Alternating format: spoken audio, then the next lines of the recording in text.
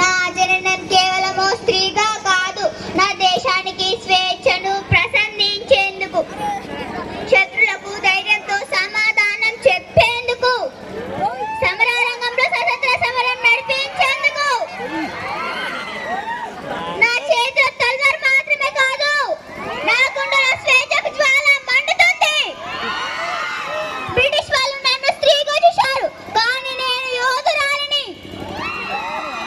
నాకు రాజ్యం కోల్పోయిన బాధ లేదు, నా జనాన్ని బానిసలుగా చూడలేను.